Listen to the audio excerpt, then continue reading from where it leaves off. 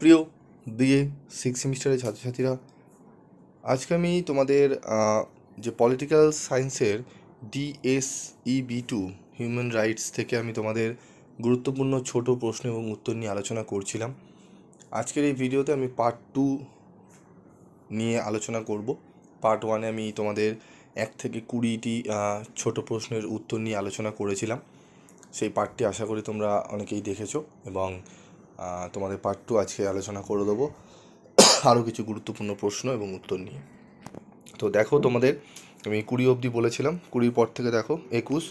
CBFCর পুরো নাম কি দেখে নাও, Central Board of Film Certification. সর্বজনীন ঘোষণাপত্রের 3 নম্বর সনদে কি বলা হয়েছে? 3 নম্বর সনদে বলা হয়েছে প্রত্যেক মানুষেরই জীবন, স্বাধীনতা ও ব্যক্তিগত নিরাপত্তার অধিকার আছে। APDR কি? এর পুরো নাম কি? APDR একটি মানবাধিকার সংগঠন। এর পুরো নাম association for protection of Democratic. এটি প্রতিষ্ঠিত হয়েছিল 1972 সালে।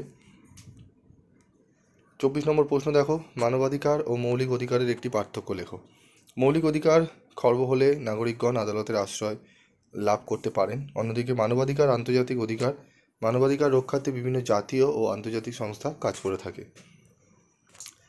দ্বিতীয় প্রজন্মের অন্তর্ভুক্ত দুটি অধিকারের নাম লেখো। 1 নম্বর হচ্ছে অর্থনৈতিক অধিকার, কাজের অধিকার। 2 নম্বর হচ্ছে সামাজিক অধিকার, পরিবার গঠন করার অধিকার।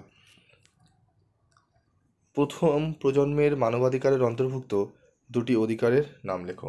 পৌর অধিকার, জীবনের অধিকার। রাজনৈতিক অধিকার, ভোটদানের অধিকার।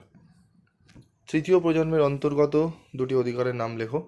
তৃতীয় প্রজন্মের অন্তর্গত দুটি অধিকার হলো আত্মনিয়ন্ত্রণের অধিকার, উন্নয়নের অধিকার। তৃতীয় প্রজন্মের অধিকারের দুটি বৈশিষ্ট্য লেখো। ভ্রাতৃত্ব বা সহযোগিতার ধারণাকে বিস্তৃত করে, বহুত্ববাদী সংস্কৃতিবাদ ও বহুত্ববাদী মূল্যবোধকে স্বীকার করে। তো এখানে দেখো, তোমাদের 28টি মতো টোটাল আমি কোশ্চেন বলে দিলাম। এই 28টি কোশ্চেন একটু ভালো করে তোমরা পড়ে নিও, চেষ্টা করো ভালো করে নেওয়ার। আশা করি তোমরা অনেকটাই উপকৃত হবে।